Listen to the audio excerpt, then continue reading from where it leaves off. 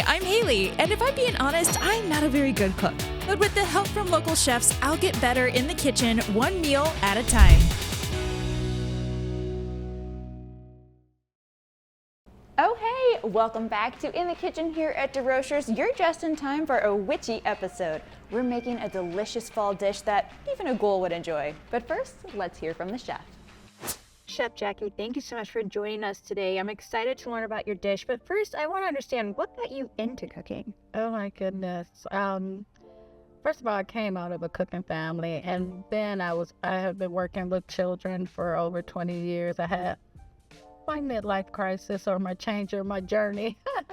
And I decided, I'm going to go to culinary school because I really enjoy entertaining and cooking and everything. So I went all the way to California to the Arts Institute, and I was there about a year and a half. And then I decided to come home, but I didn't want to go back to Toledo. So I had to find a school with the same curriculum. And I stopped in Columbus. My two youngest kids were there.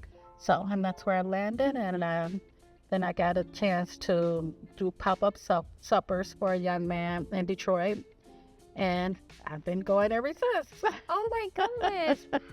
So you didn't start in cooking. It actually kind of became a midlife journey, as you say.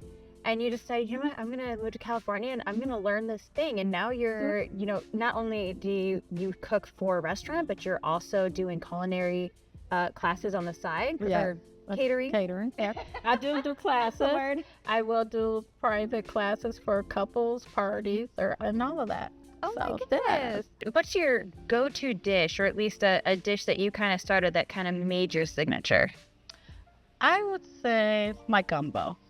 Okay. And I do a chicken and sausage gumbo, and I love it. Gumbo is yes.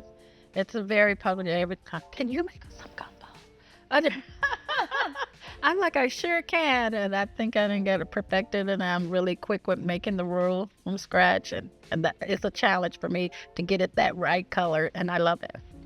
So what is it about cooking that you enjoy most? Watching the people's faces when they taste food.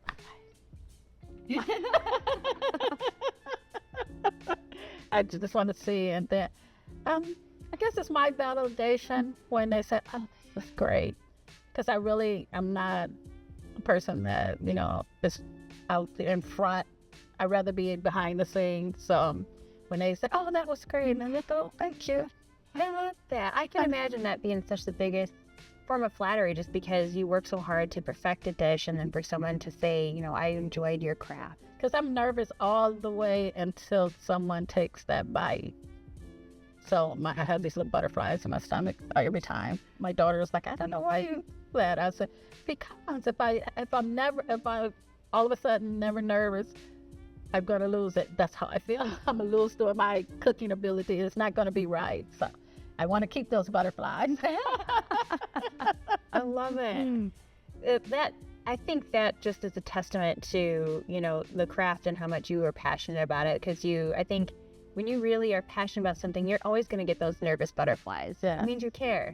Yes. And then they pay off because people love your food, right? Right. And that's exactly what it is. We are celebrating the fall season, specifically spooky season. So do you have a favorite tradition for Halloween?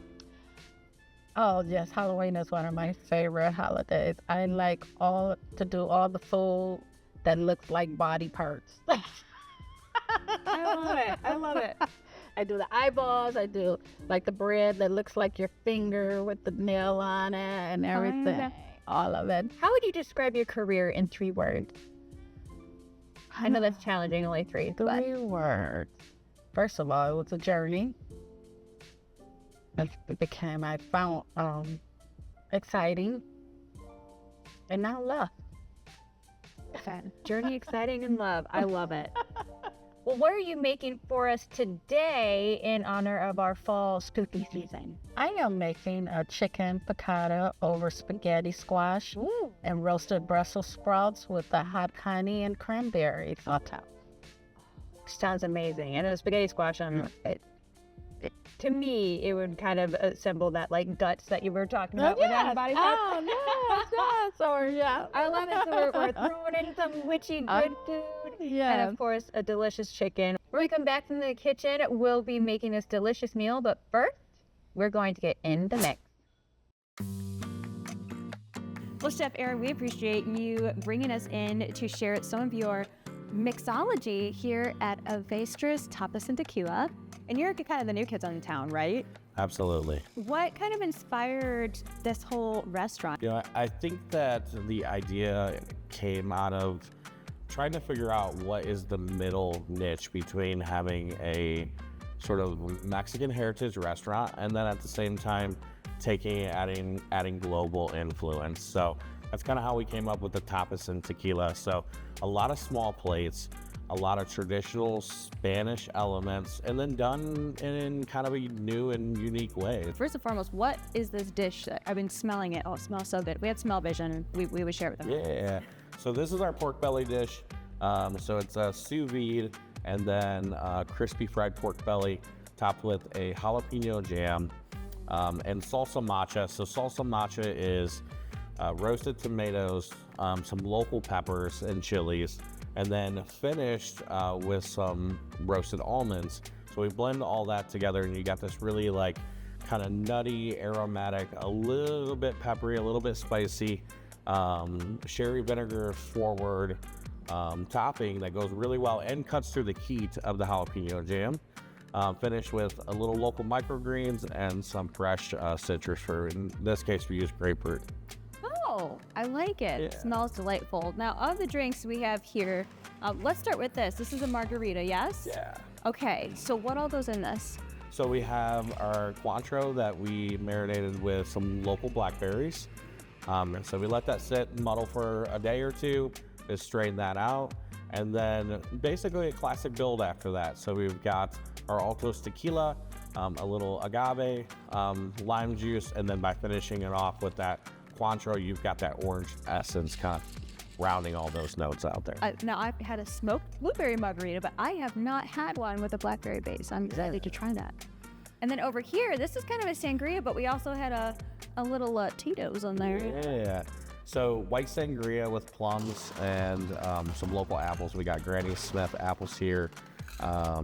And then, so we made our sangria mix, let that sit, you get all that unique oils from the skins of the fruit as they sit and they muddle in there. And then, yes, this one, a little bit of Tito's vodka, shaken till it's cold, poured over ice, and then topped with the sangria. And we plan on offering these by the pitcher as well. Oh, well. Yeah. Reason to come back, and I guess what I'm hearing is I'm going to have to spend a whole evening here because that pitcher is going to do me in for a few hours. Yeah, you might want to bring a couple friends. Good thing you have light bites so I can just keep getting the plates coming, right? Yeah.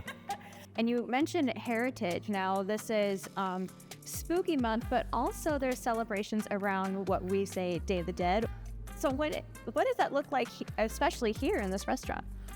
Yeah, so, I think what's so cool about, maybe we just kind of got lucky opening in October, right?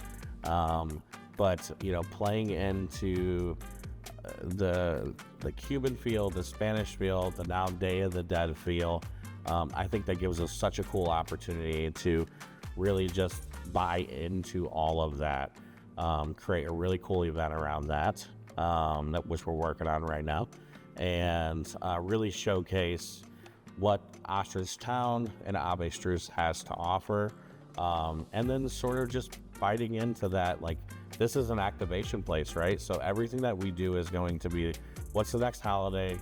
What's the next, happening going on? And how are we going to activate this alleyway and Ostrich Town and Avestra's together? Well, Chef Erin, we will definitely have to have you on in the kitchen and you show me a little bit of your infusions around the kitchen. I will say I'm a little novice, but shall we share cheers to the holiday at hand, which is Dia de los Muertos? Cheers. Cheers. Ooh, bravo. Very good. Hey, yummy. This is really good. In the Kitchen on BCAN is presented by DeRochers, your appliance experts.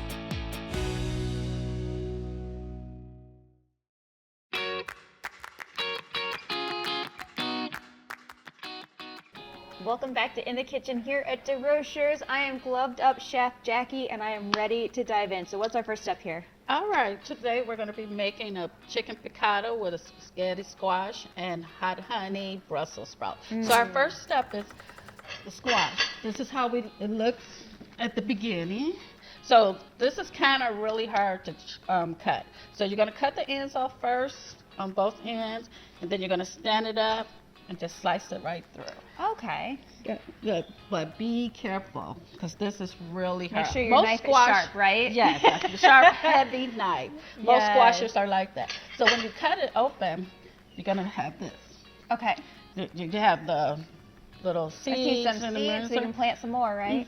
Yes, but you can bake these like you do your pumpkin seeds. Ooh, I haven't tried that before. So then we just scrape this right out. Get all those guts Get out. all of it That's like out. the fun part of carving pumpkins, right? Get all the guts out. Yes. And the seeds Gotta after love a baking good them. squash. Yes. So you get it all cleaned out. Which kind of leaves you with this like little boat, right? So leave this little boat. Then you're going to take it and you're going to brush it with the olive oil. Just brush it. I like to brush the rims because it's just going to roast perfectly. Ooh. And how long does it take to roast? It's 40 minutes. Okay. So it takes 40 some time minutes. to kind of get that really tender. Yes, yes. And that's what you want, that really tender squash. So we're going to want to pop that in the oven while we finish our dish, right? Yes. Perfect. So what we do, we add a little seasoning in there. I have garlic powder, smoked paprika, Oh, I A love little- smoked paprika. That's my favorite. little onion powder, salt and pepper, and a little Italian seasoning.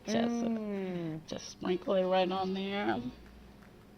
Now, what is it about spaghetti squash? Help me understand. I've never had it before, but I know a lot of people try to use it as like almost like a superfood swap to actual spaghetti. So is it similar to the texture, or is it just? It is. It's similar to the texture of pasta, spaghetti. Okay.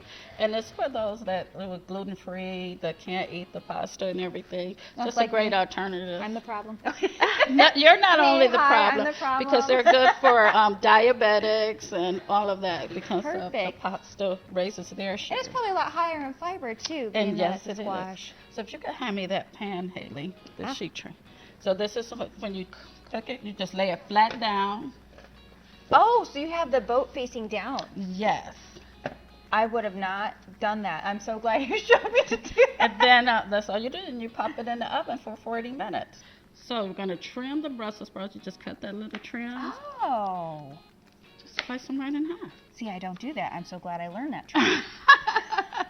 So I just have the forgetting- whole root in there and everything. Oh, okay. Yep, just trim it So a I'll little just bit. trim a Sometimes the few. roots Here we on go. there are kind of long. So we just do this. Okay, okay. Ooh, look at me, Mom. I'm doing stuff. Perfect. Here. See, and you get that good grip on the knife so it's not wobbly. Yeah, that helps. Mhm. And it's nice and sharp. Yes. We always got to sharpen our knives. Yes. A dull knife will cut you quicker than a sharp one. Who knew? Yes. Who knew, right? The horror films would have us believe otherwise. Right. You don't go chasing a monster with a dull knife, right? Right. So and all we put on here is salt and pepper and olive oil on the Brussels sprouts. So Oh, we could okay. just- So we just kind of lay them on the Mhm. sheet, and then we drizzle the drizzle the Brussels sprouts. We're gonna Drizzle drizzle Brussels sprouts the today. olive oil. We'll drizzle olive oil on there. Mhm. I love it. Oh, I love Brussels sprouts. They're so delicious. About a teaspoon of salt and about a teaspoon of, and I love black pepper. So. Ooh, yes. You are speaking my love language here today. Okay. So I you like want to it. drizzle that, and we can pop it right in. And so we're just gonna give a little crack black pepper on there, Ooh. and a little sprinkle of this A little bit of salt. kosher salt, please, people. Yes. So here's we're at the timer. Get her in. All right, look at that. Yes.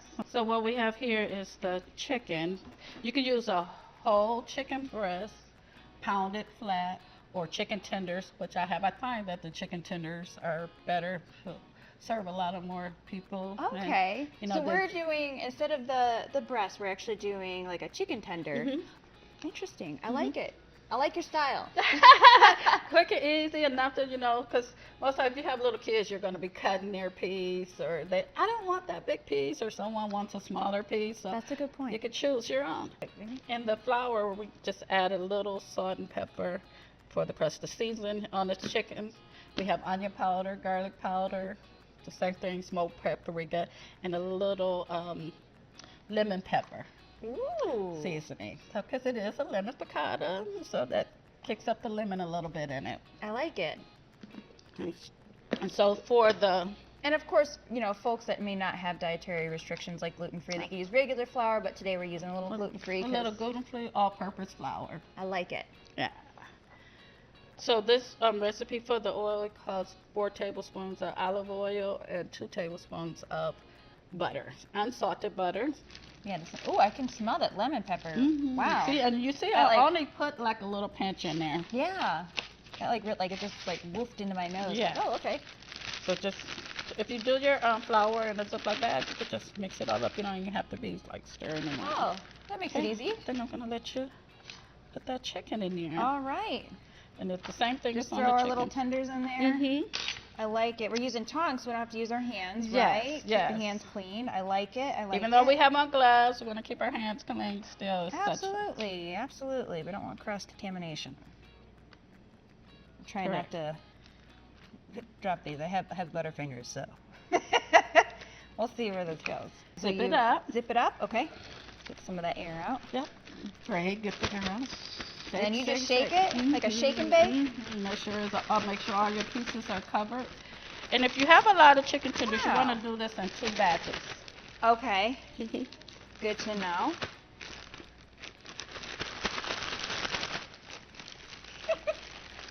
That is so easy. It is. Yeah. Look, I like it. It's like you're making a mess without making a mess. Right.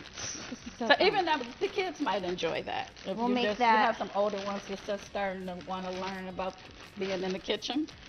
So we got them covered like a mummy. See what I did there? Sorry. Okay.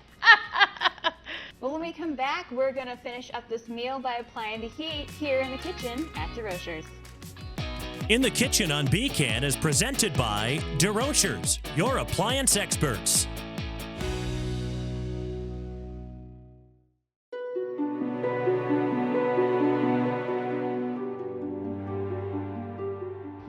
Double, double, toil and trouble, fire, burn, cauldron, bubble! Got that cooking, Yeah. got that baking. Yeah.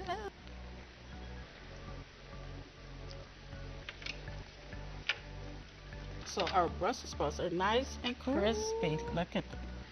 Yum. There. I love a good Brussels sprout. Let's get that. Delicious. So while we have those there, we're just going to scrape this right into this bowl to toss them with the hot honey.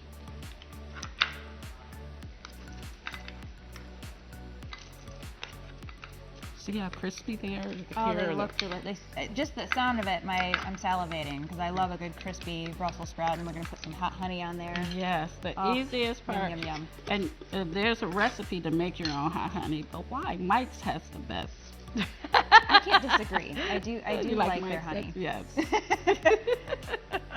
So this is Haylie's Brussels sprouts. Yes. This is my level of love for my Yes, honey. it's like, yes. I want it all on there. Delicious and perfect. It's really complimentary to the season with fall. I always think of honey's like my go-to during the fall. I love it. Yes, yes. I know it's good Fall fall and seasons, winter, but it's more of I love it best with fall dishes. Mm-hmm. I do too. Oh, almost there. Beautiful. Okay, ready? Yes, we got our spaghetti squash all ready. So what's next once we pull it out? When you pull a squash out, I'm gonna how you know it's done is when the outside. You see how it's looking all brown and everything, and okay. like it's left soft. So, what you take a fork, And you just see how the spaghetti comes Oh. out. Got to get a good hold on it. So that's And kind of how if you get this it, that shredded kind of look. You're gonna let it rest for like 15 minutes after it comes out. Okay. And then if it's kind of warm, just grab a towel and hold it inside of a towel. Oh, this is a lot bigger than Yep. I expected. You can be strong with it. Hold on. Okay, okay. And she's slippery. So Yes. we're just... There's some motor skills that I just struggle with a little bit here. Yeah. We're going to be finishing up this dish, and when we come back in the kitchen at DeRocher's, we're going to taste it. In the Kitchen on BCAN is presented by DeRocher's, your appliance experts.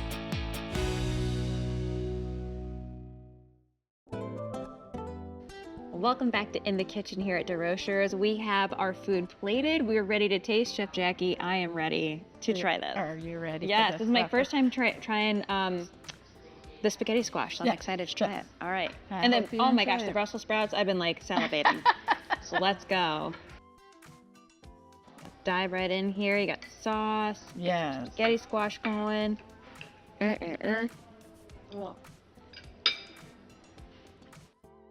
Mm.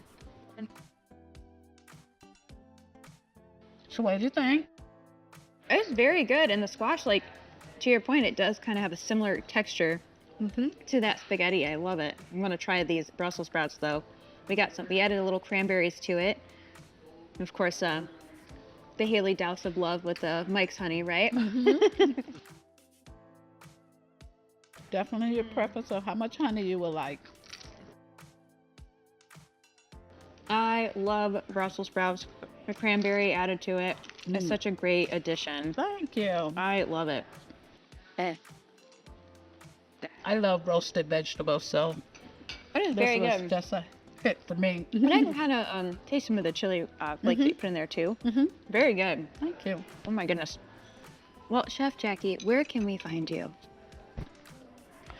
You can find me at Toast and Taps, and it's at 413 Madison Avenue, and the Facebook page is Toast and Tap. And I also have a catering company, which is One Jack's Catered Creation. We have a Facebook page and an Instagram. Jack's is spelled Jacquus, Catered Creations. I love that. So we have multiple ways to find you and eat your delicious food. Well, Chef Yes. Jackie, we're definitely going to have you back. We thank you so much for being on here. Oh, thank you, Haylie. I loved it. I was a little nervous, but I loved it. You rocked it. You rocked it. And we'll see you on the next In the Kitchen here at DeRocher's.